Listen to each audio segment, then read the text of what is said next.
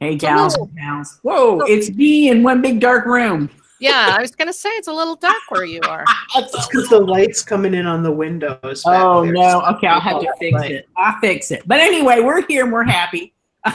We'll fix it in post. Well, wouldn't that be nice? I don't have it. Anyway, so yeah, Mandy, with me is. Hi, I'm Sherry. Sorry. It's Colette. Lovely. Yeah, I was taking a drink and I did not know that awesome. you were gonna call on us. Oh, I'm always shaking that shit up, y'all. Keep us on our toes. Yeah, so it's been a while since I've seen you guys. I guess last show. Well, yeah, Colette, so like we haven't seen Colette for December, I think, right? The holiday show. Oh, yeah, that's right. Oh my God, I was going through the wall there for a while, and I just went numb. Apparently, you got booted. You got booted for Lesvik. See how we are? Yep. Oh my God, that's just not right. Oh gosh. Well, we're back. We're happy. We're excited. We're going to be talking today about Chuck Wendig's book, Blackbirds. But before we get to that, let's talk about what we're drinking. What's going on? I have some water. I'm just going to pass. Pass. Well, I should ask you: are you drinking flavored water today? I'm having some orange in my 414. Okay. All right. Glass. What you drinking, Colette? It's like the only thing worse than water by itself is like water with some flavor in it, but and some carbonation, just some bubbly, crappy. Oh well, I guess that's something. That's something. So I am drinking hard cider. Went to New Mexico a couple of weeks ago and went to a place called Black Mesa Winery, and they had wine and cider. So I bought a bottle of the dry and a bottle of the sweet, and I mixed them. Oh, very nice. I'm drinking terrible wine. I'm trying to get rid of it because it's cluttering up my counter. It's called California Cupcake Vineyards Red Velvet. I've had cupcake, but I don't think I've had red velvet. You could cook with it, you know. That's what I do with the red wine that I buy that I have second thoughts about. Sometimes when you go to a tasting, you end up buying all the stuff that you taste at the end because, like, I don't spit out what I taste. So by the end, I'm like, this is all awesome. And then later when I open it up, I'm like, this tastes like carpet fibers. Why did I buy this? And it's because I purchased after I passed the point of no return on good judgment. I understand completely. I had a few drinks and we ran out of Red Delicious, which is a chocolate wine, but it's not super sweet.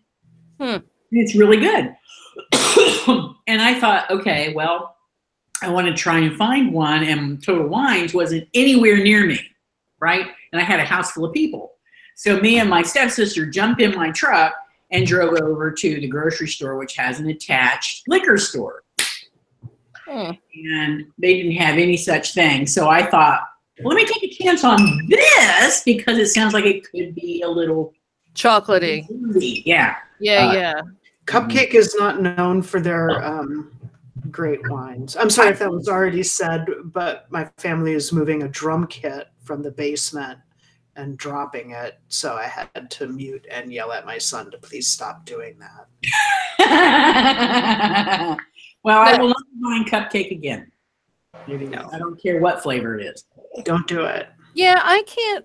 I feel like I had a white wine by Cupcake, but I don't remember anything about it.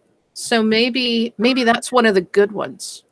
There was one that I did try. I can't remember if it was the Pinot Grigio or the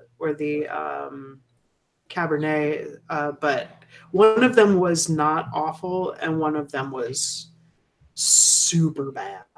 Yeah. So I guess they are. We will just call them hit or miss. Mostly miss. mostly miss. Yes. But again, Andy, you don't need to drink it. Life is too short to drink like shitty wine. Just make a pot roast with that. Oh, that's a good idea. There you Yeah. go. Well, really, honestly, there's not much left in here, so I'm just gonna go through it. And at this point, the more you drink it, the better I'm thinking it's going to taste pretty good by the end of it. Seriously. That's true. Oh my God.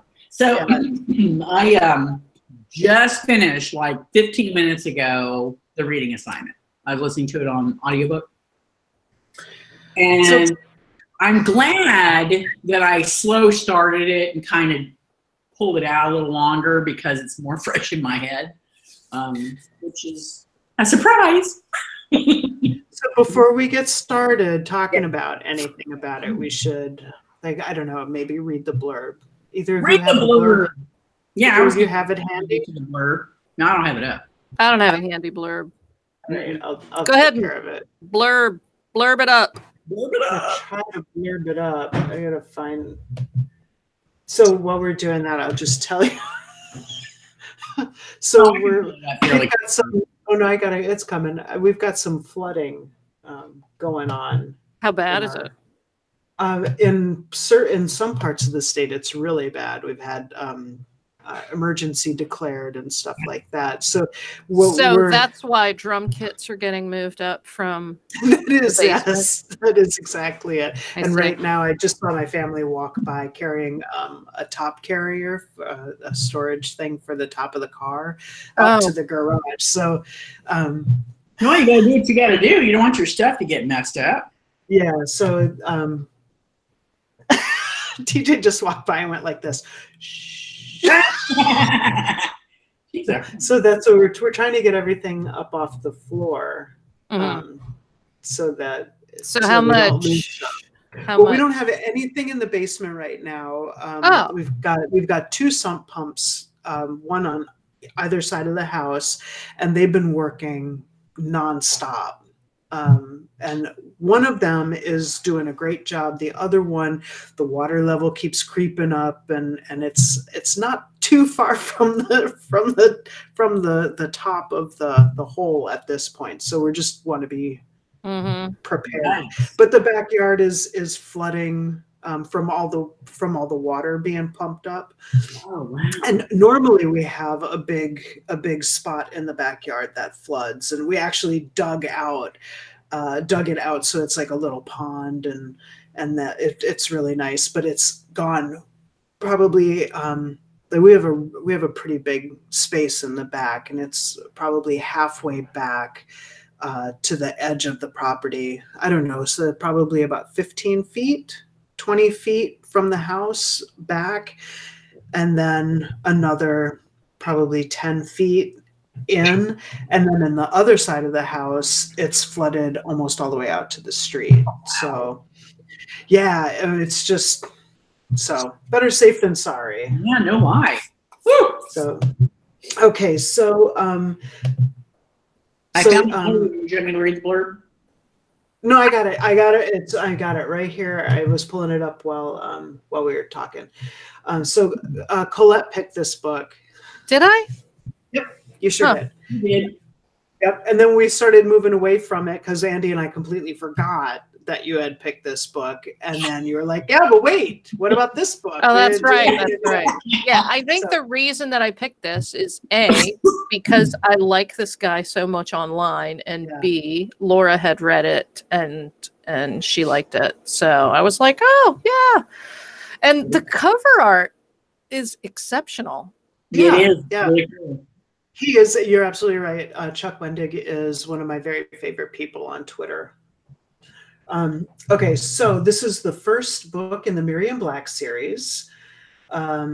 Miriam Black knows how you're going to die. This makes her daily life a living hell, especially when you can't do anything about it or stop trying to. She's foreseen hundreds of car crashes, heart attacks, strokes, and suicides.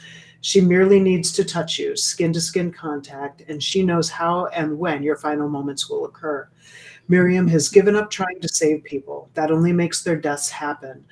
But then she hitches a ride with Louis Darling and shakes his hand, and she sees in 30 days that Louis will be murdered while he calls her name. Louis will die because he met her, and Miriam will be the next victim. No matter what she does, she can't save Louis. But if she wants to stay alive, she'll have to try.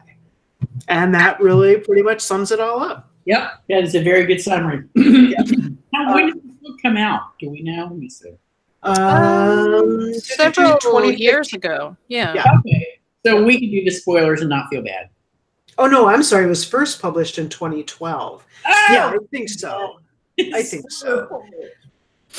Yeah, I think we're okay with spoilers. So oh, and hello to folks who are actually watching. Hey, folks that are actually watching. And time. I know we don't. We were just talking about that when we have authors on. I mean, Colette's an author, but then an author that actually wrote the book that we're going to talk about. We tend to tell people when we're going to have a show and what we're going to talk about, and when it's just us, we just well, it's like in the last damn minute we roll out the info. It's like, yeah, we should tell people that we're doing this, you know. But so if you're watching, thanks. If you're catching us later, thanks. Hit that subscribe button on YouTube. There you go. I guess the only other parts that I think are really that we should talk about is that in addition to catching a ride with Louis, she also runs into this other dude named Ashley, and her running into Ashley is what really sets everything in motion. Yeah, it's really Ashley who is the catalyst for Louis's death and Miriam's death. If it works out to that, right? Yes, it was. Didn't they establish that Miriam was in her 20s? Yeah, so she's like 23, 24, something like that. So honestly, her getting into all the stupid shit that she does is kind of expected for somebody of her age. So it'll be interesting to see how the author has her personality progress as she gets older. But yeah, I mean, it's a pretty good scam she has going on. She touches people, figures out how they're going to die, and if it's anything soon, she winds up, you know, kind of lifting them of their she basically hangs out like a vulture. Yeah, waiting for them to die. Waiting for them to die, and then she sweeps in, and I mean, she doesn't steal their possessions or anything, but she does rifle through their wallets, and she's like, won't be needing this. Mm-hmm. And then, you know, gets enough money to head on to the next motel where she can touch somebody and see if they're going to die. Yeah. And throughout all of this, so what we've got is we've got it opens up with, I believe, it opens up with Miriam in a hotel room with a guy named Del Amico, and she kind of, I don't know, he thinks that she's going to sleep with him, that she's a prostitute, and she's just there because she touched him, and he's getting ready to have an epileptic seizure, swallow his tongue, and die. And they get into this kind of fight. Can we just clarify, though, that that's not a thing? That he swallowed swallowing your tongue is not a thing. It's not a thing. That doesn't happen. It's just, I don't know if that's an urban legend or an old wives' tale or whatever the hell that's called. That's not a thing. I've always wondered, how would that work? I've actually tried to like stick my tongue. You can't. I don't think. Oh my God! You just tried it right now. Yeah. Let's not do that. That's so wrong. But yeah, it's. So that sort of, I mean, in the opening scene, that kind of left a bad taste in my mouth because. No pun intended. Yeah. But you got through the whole book, though, right? All right. Did you get through the whole book?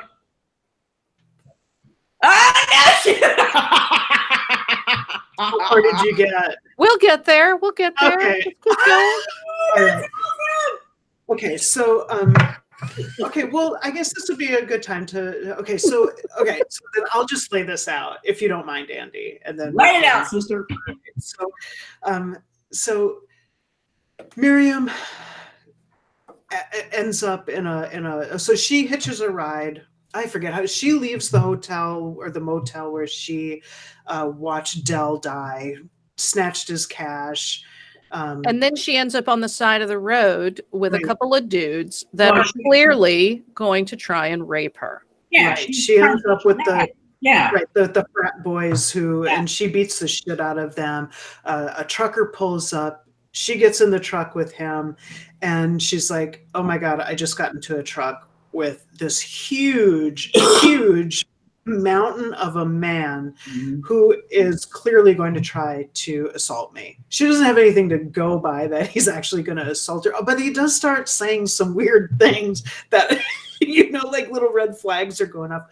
But he turns out to be Lewis, just the sweetest, just the sweetest, kindest, big guy that she's probably ever come across.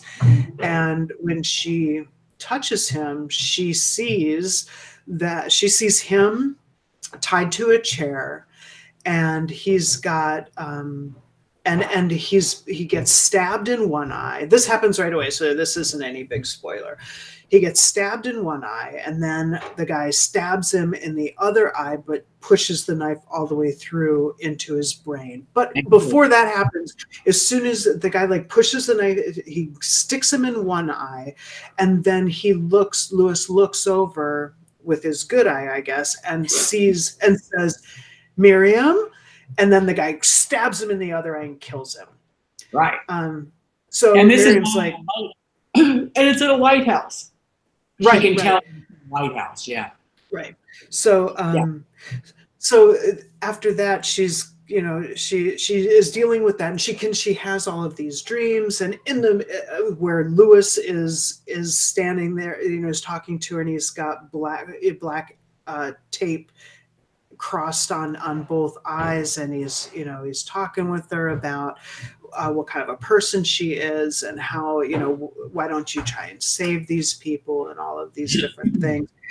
In between the different chapters that deal with Miriam and Ashley and Lewis, she's giving an interview with this guy named Paul, where she's telling him how she came to discover her gift, her curse, whatever, how it works.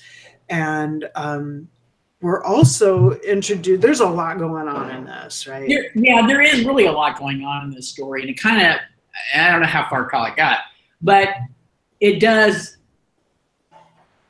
you think it doesn't hit you like this, like as she's trying to go this way and it's like this, right? Yeah. So, but it all comes together. And I actually like the way that he does bring it together, because it's like one little piece will snap in and you're like, oh, okay. And then some more stuff will happen. And then another piece will snap in and it's like, oh, okay. And by the end, it all completely comes together. So in addition, so exactly. So Ashley is a huge part of this story. So she meets up with Ashley in a bar. He's getting his ass beat by some big biker dudes, and she kind of steps in. They were flirting at the bar. She steps in, and they get away.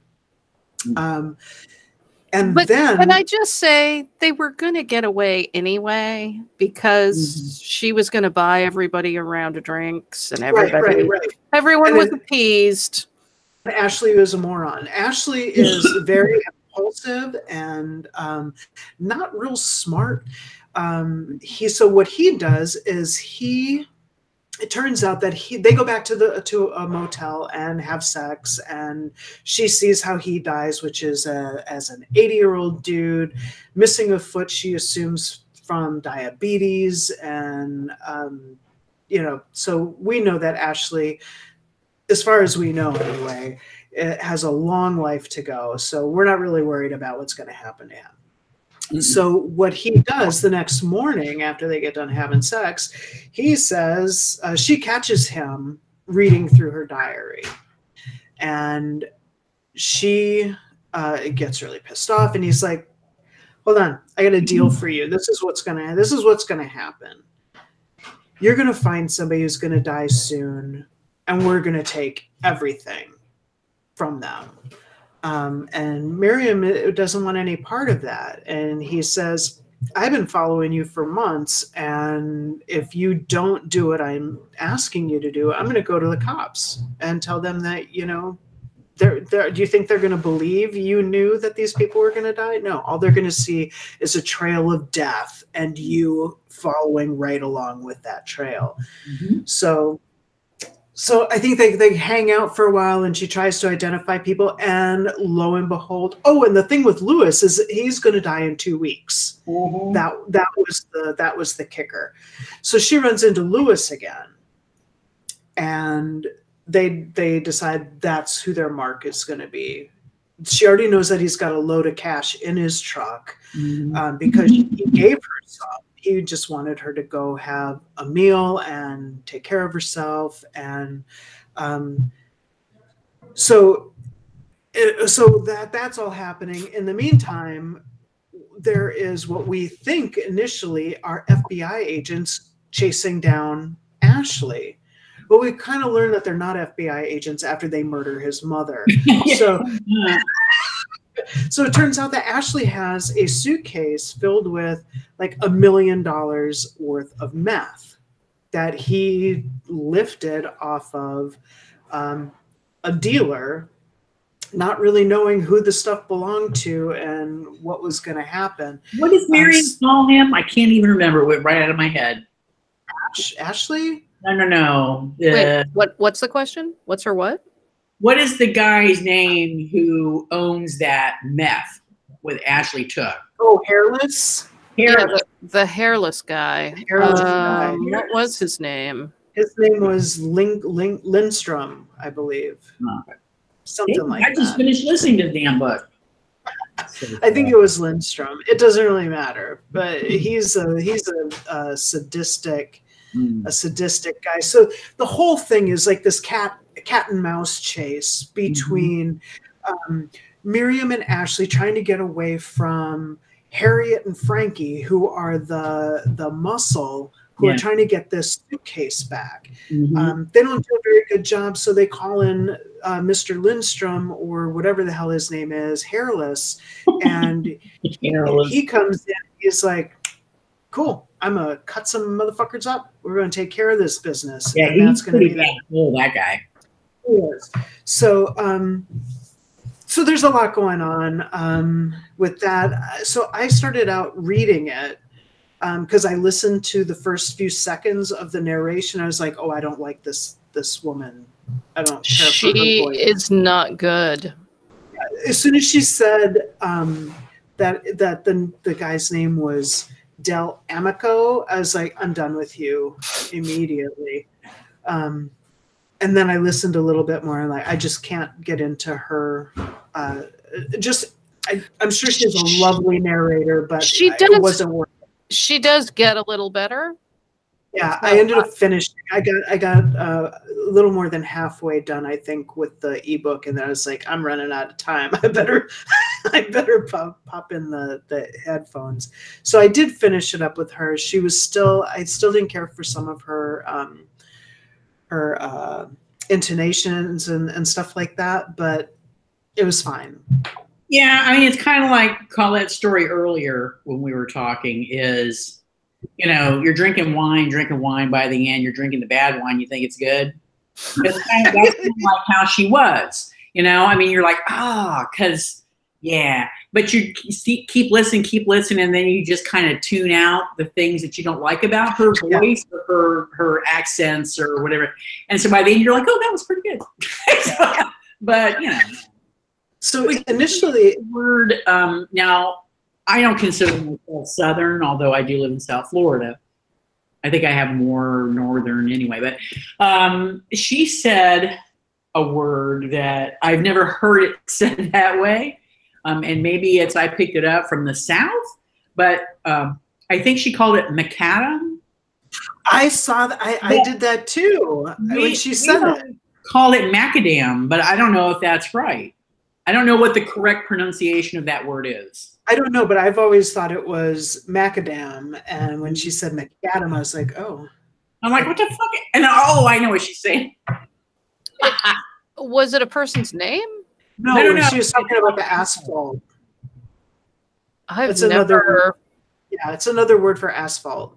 Yeah, I have never heard that word used. But I think that I'm not 100% sure, and I might have to research this. But I think that the difference between asphalt and macadam is that tarry black shit. But I think blacktop. Right. Yeah.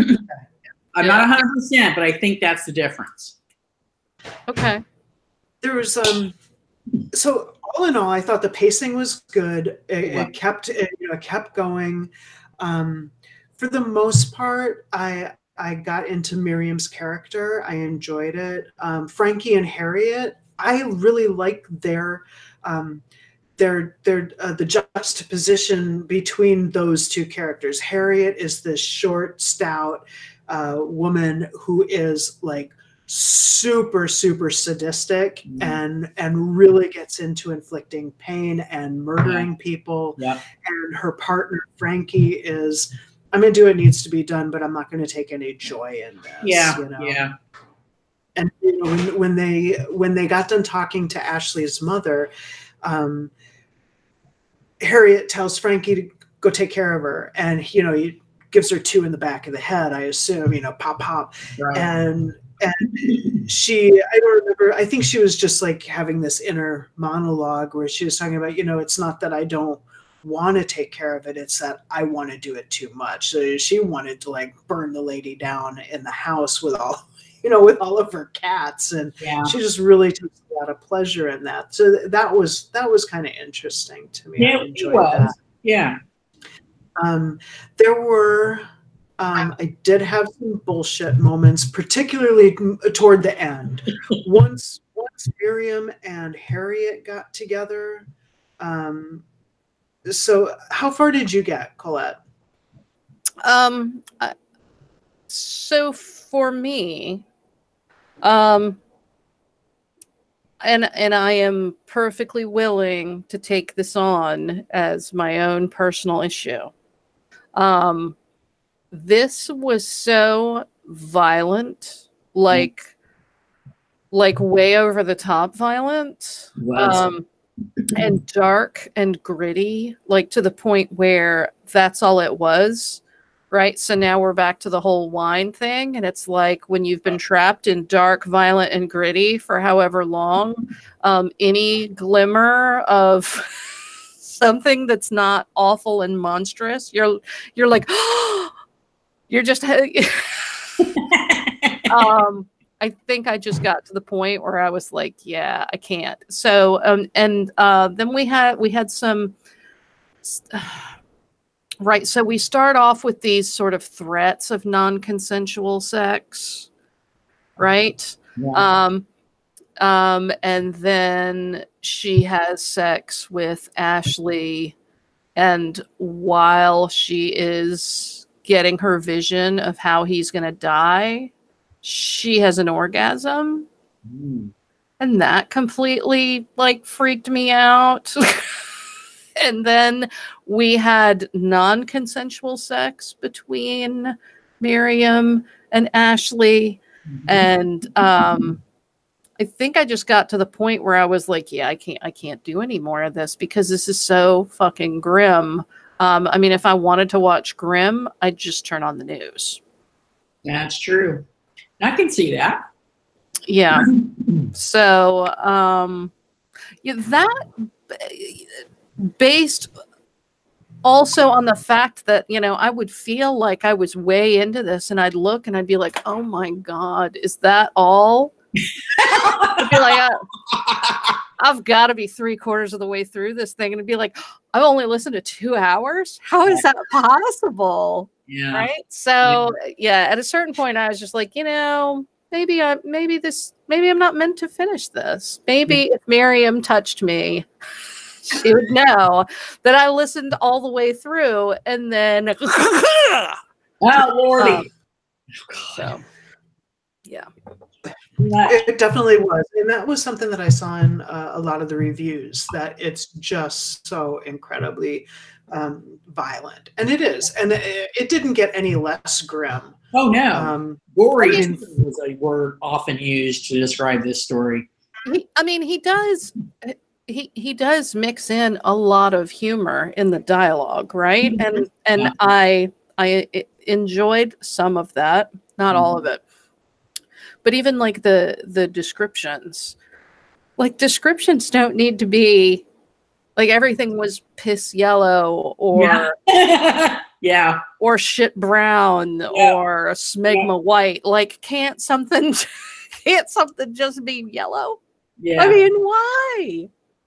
Yeah, you're right. He was very descriptive. Very. There were a few things that that really bothered me. One of them we've talked about. Sorry, I'm crocheting. So when you see me, I'm just looking down, just doing stuff. You can pick up the controller in Minecraft while you're doing that. I can focus and all that. No, I can't. Besides, I got to get started on your damn blanket. Yay! So one of the things that really bothers me when I'm reading a book, and it only is, I believe it's only happened when reading books written by white folks, is that the only time that someone's race is pointed out is if they are not white. Right. Which continues to perpetuate the idea that white is the norm. Anything other than white is other. Yeah. Right. Yeah. It's bullshit. It needs to stop. Yeah. And I will call it every time I see it happen. Yeah, I call it out myself because my mother likes to do it, believe it or not. I'm like, why is it important that you say this person was, who gives a shit? If he was white, would you say I ran into this white guy on the street? That's what I said, Mom. I never hear you say something about this white guy. She doesn't know how to respond. Yeah, because it's ingrained in us. You should start doing that when you talk to your mom and just be like, oh my God, so I'm at the grocery store and this crazy ass cracker in front of me. Just like start putting that in. You don't even have to do it to do that, because I have people do that to me all the time. Yeah, I was at the grocery store and this black guy cut in line, or this black woman cut in line, or this Asian woman. Okay, well, I was at the bank and this white chick just totally shoved her way in front of me. What? Why would you tell me that she was a white chick? Why would you? Exactly. Yeah. That's my point. Yeah. Thank you. I'll have to try that on her next time instead of saying, why did you have the need to tell me that person was Asian or that person? Mom doesn't know what Asian is. It's always Oriental too, by the way. Yeah. Why? You got to pick your battles. I know you do. You got to pick your battles. You don't want to just sound like everything comes out of her mouth is just wrong, and then she doesn't want to. Then she's gonna shut you down, and she's not gonna listen anymore. Yeah. So there was that, and that happened at least twice. There was Miriam talking about there was this black lady on the side of the road. She was pissing on the side of the road, and then the only other. Of course, she was pissing because that's because that's as you do. We couldn't go 2 or 3 pages without some kind of body fluid being described or encountered. It's true. And then the other instance was a big, huge black man, because as you do. So that was troublesome to me. Mm-hmm. And then the other thing that's kind of along those lines that is she stopped a woman in a car, and she describes her as having like a military haircut. Oh, so yeah. She's either a lesbian or a woman who doesn't care anymore about her appearance. Yeah, yeah. Right? And it's like, really? Yeah, that was toward the end. Yeah. Yeah. And I was like, maybe I'm a little sensitive about that, but that was bullshit. And it made me like Miriam less, Yeah. as a human being. I mean, she already has some strikes against her. But I was like, really? Just out of nowhere that's going to pop up. So that was troublesome. But as far as bullshit calling, so you've got this really smart, savvy hit woman, essentially, who's been doing this shit for years, and she's really good at what she does. So she has been chasing down this wily young woman who has outsmarted her and stabbed her in the leg and done all of these things. So, you know what? Let's leave a loaded gun with her so she can blow her own head off. Yeah, that was really stupid. Because seriously, she wouldn't turn that gun on Harriet. Yeah, that was stupid. That was really stupid. On Harriet and shoots her. Yeah, that was completely stupid. At that point, I mean, that was almost at the very end. Yeah. At that point, I was like, if I wasn't already about done, I would just quit. That would have been your stopping point, right? That would have been it. I mean, well, I almost wanted to wrap it up at the lesbian thing, just because it was just so out of the blue. It didn't make any sense to me to have that in there, and it just felt unnecessarily offensive. And and then I'm thinking to myself, I'm like, should I be offended by this with all of the horrible stuff that's going on? And then I thought to myself, yeah, I think I should, because I don't think that any other group of people had been attacked or ridiculed in that kind of a way. I get that. But then I balance that against the stuff that I see the author post on social media and the kind of person that he seems to be, and I'm like, okay, I'm just going to I will point it out, and other people can make their own determinations on how they want to feel about it. Did it bother me? It did. It really bothered me. It made me stop and think about it. And anytime something is going to make you stop and think about it, to me, in a novel like this, that's something wrong, Well, maybe yes, I don't disagree with you, but maybe in following books, she winds up putting away those prejudices or whatever it is that she grows. Yeah, maybe make her as despicable in some ways as possible was his point in the first book. I don't know. Maybe I don't know. You could be right, because I mean, she did by the Oh, and that was the other thing, So for me, it seemed really obvious how the book was going to end, and maybe that was just me.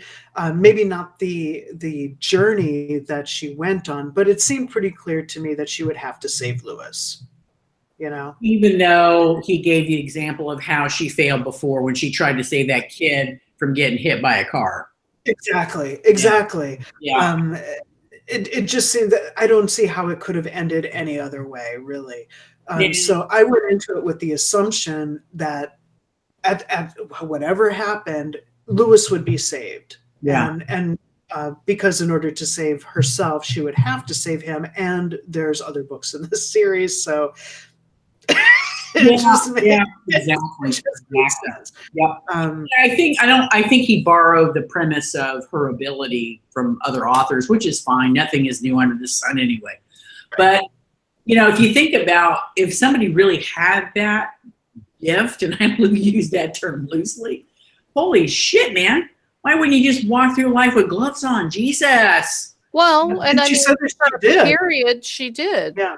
I mean, I about that. Things off. Yeah, I mean, I have to say that, so reading the blurb, it sounds like super intriguing. Yeah. And then as I'm getting into the story, it's like, wow, this feels so familiar. Like I feel like I've seen this. I feel like I've seen this premise. And so that prompted me to do a Google search, and then I ended up falling down the internet hole because it's been done a billion times. Like it's been the premise of TV shows. Like I know specifically Stephen King did it in The Dead Zone, right? It was the exact same thing where he would touch somebody, and I forgot about that. Yeah.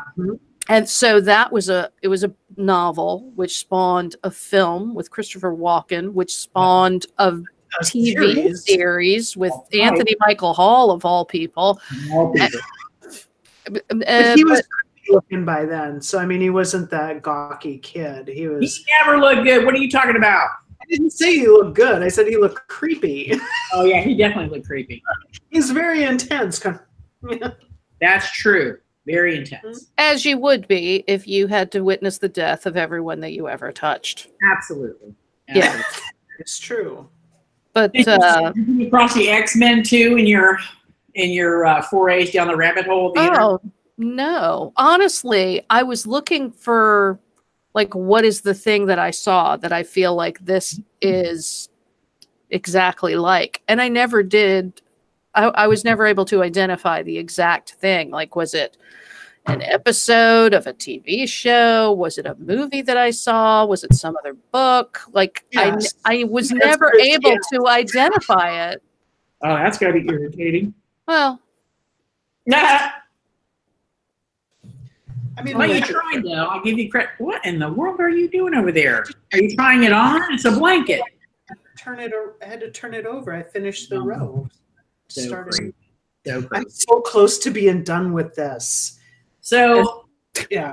Overall, it sounds to me like Colette would not recommend this book. Well, and I don't even know that I would necessarily say that, because I feel like, you know, the right person in the right frame of mind, I think, might enjoy it.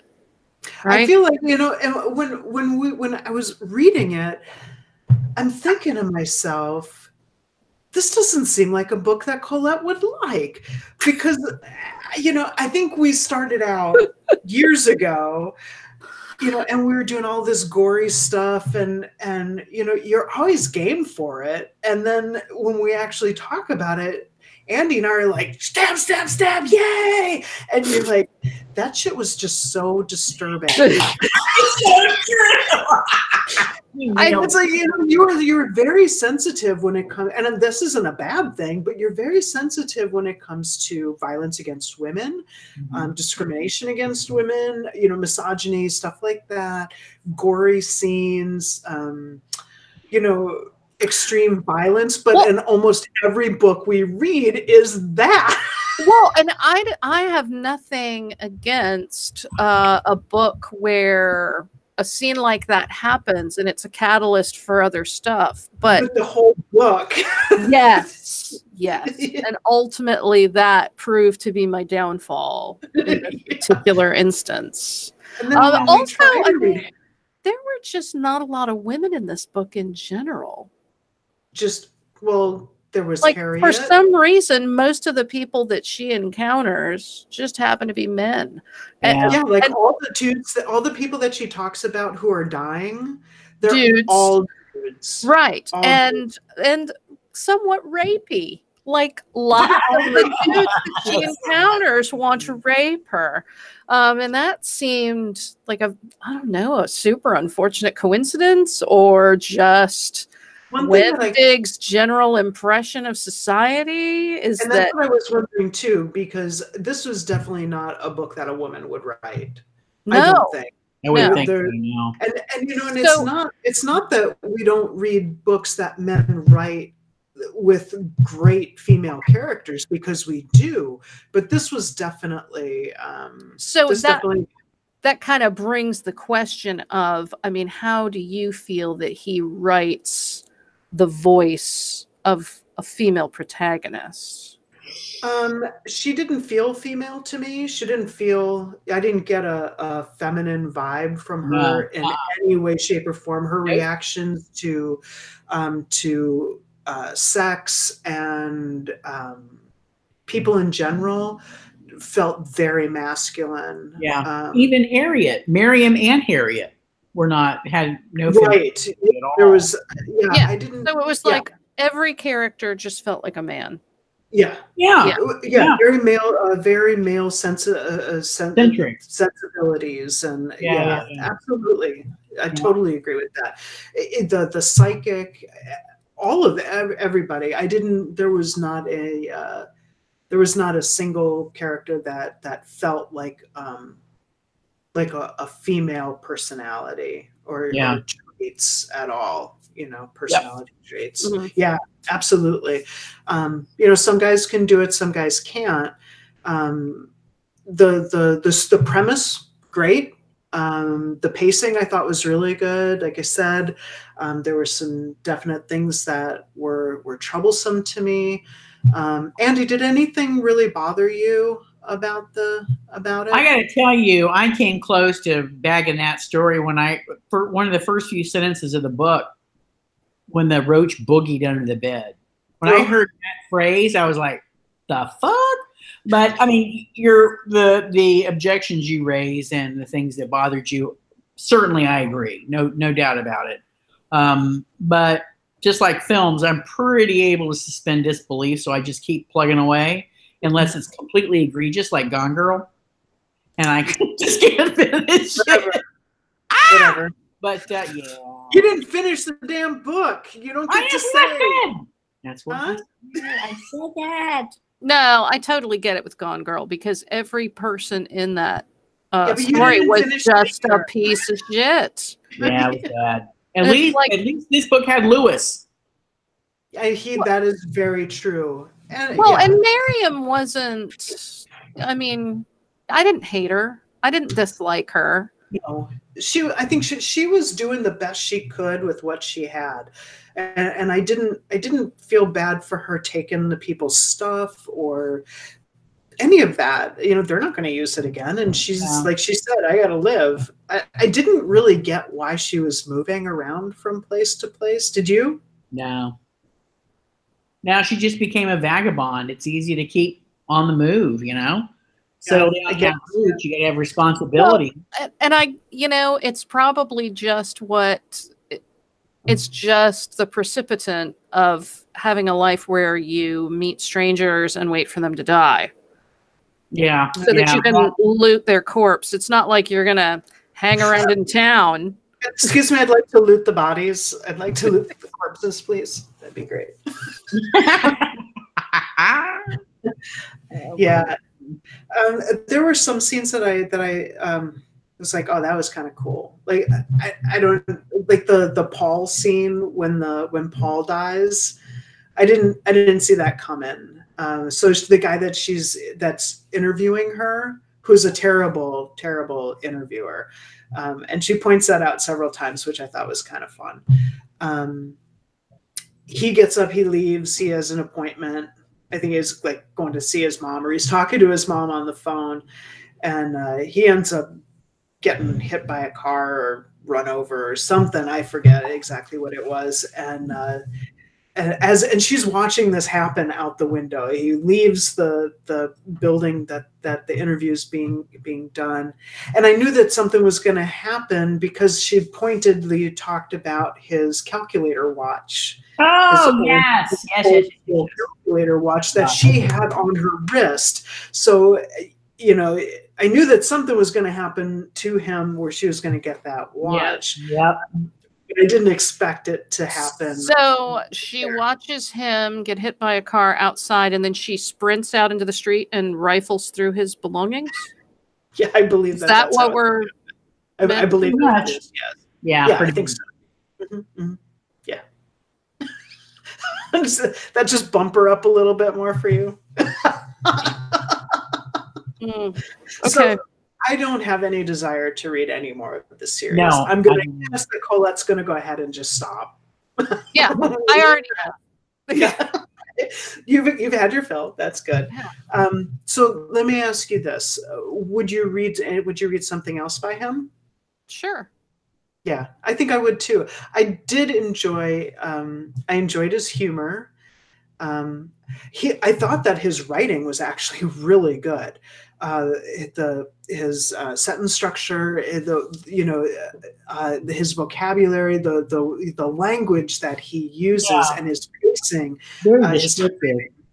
Yeah, I really liked it. Yeah. It pulled me in right away, and regardless of how I felt about the story or the characters, the writing itself was fun to read. Yes. And so, yeah, I would try something else.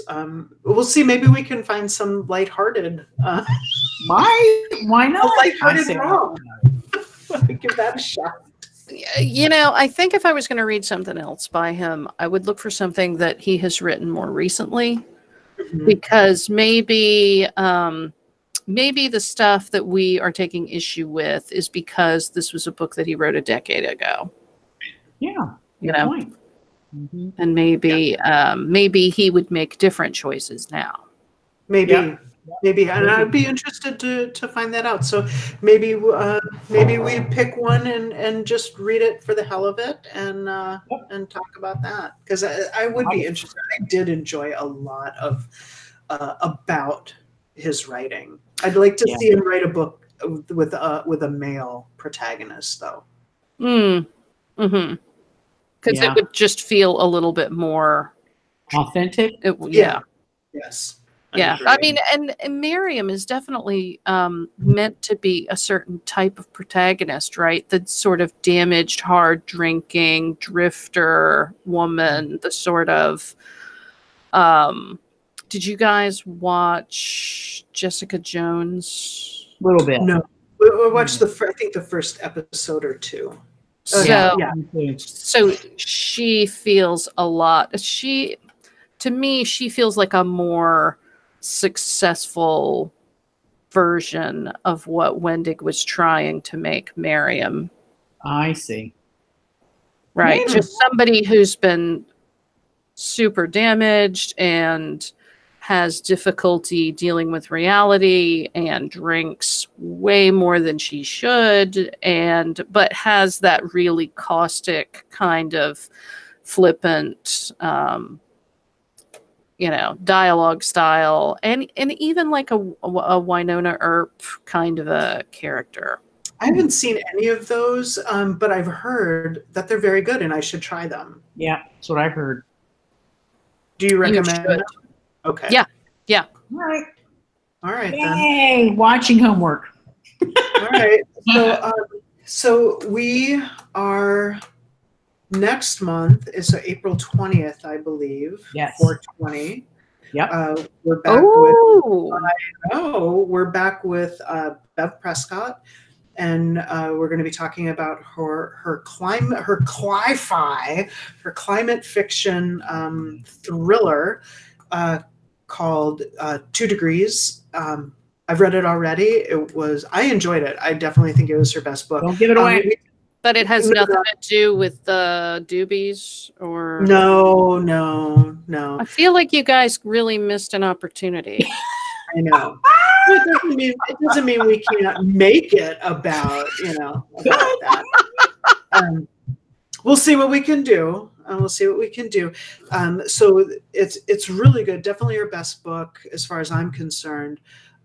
We did do a conversation at the bar with her. So if you're interested in hearing what it's about and hearing a bit, just a short little snippet, go to the website. Those conversations at the bar are only available through iTunes, through the podcast, or if you go to the website.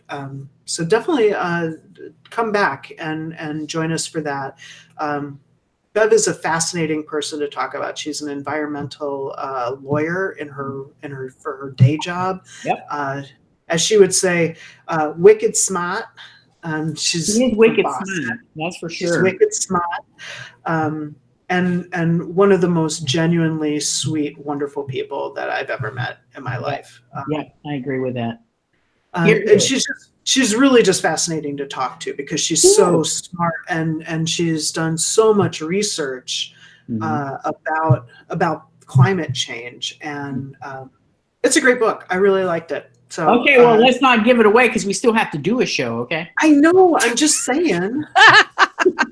So come back for that one because that'll be fun. Holy shit! And then the month after that, we don't have a date, but we have a tentative book. Tentative book because I'm still trying to get everybody to read Orphan X, but hey man, it's good. Do you like the stupid ass Tom Cruise movies with like the Mission Impossible movies? Like I have to be in a mood. I have to be in a mood. I don't think I've watched one of those in decades.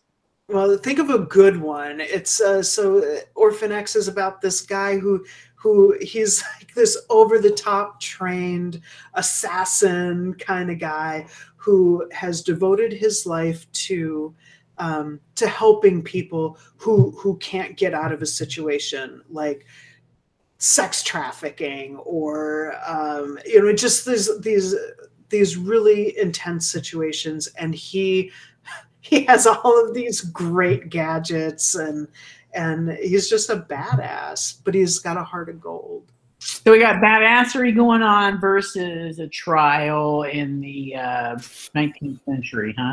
Well, we got some other choices too, but we'll figure that out.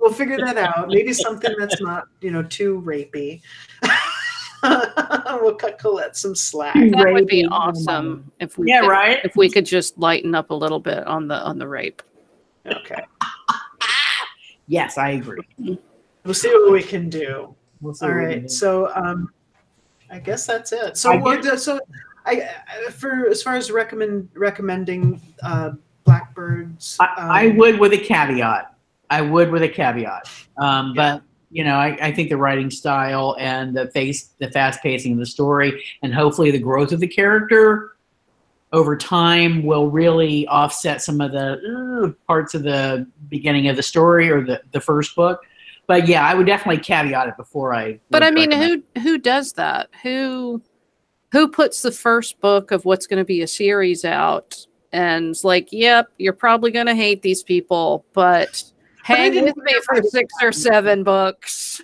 But I didn't hate you might be okay. By the end, she had grown, and she really, she even told Lewis at the end, I love you, which I was surprised by. She did have quite a bit of growth. I think she felt more hopeful, for sure. All right, I'll give you that. Yeah. So I would still caveat the book, though. Yeah. Like the I would say, was really good. Yeah. And then there were just some bullshitty moments that made it like, I can't believe you went there with that. It was just such a cheap, easy way to eliminate Harriet. I'm still disappointed. Yeah, it was pretty pitiful for sure. Yeah. All right. Yeah. Well, so there you have it, gang. Thank you for joining us on this roller coaster ride of review. We're happy you tuned in, and you can always make recommendations if you like. Just stick them in the comments. We do actually read the comments even if we don't respond because we're just terrible at it. But we're happy you tune in. So thank you, Colette, for joining us and your input and your thoughts on this book. Thank you, Sherry, as always, for your participation and all your work and efforts to bring our show together and keep it, on the air. We appreciate it. So thank you both. All right. Well, thank you. So, for being your lovely self. All right, gang, tune in. Remember, April 20th, Beth Prescott, you want to be there. Talk to you later. Bye.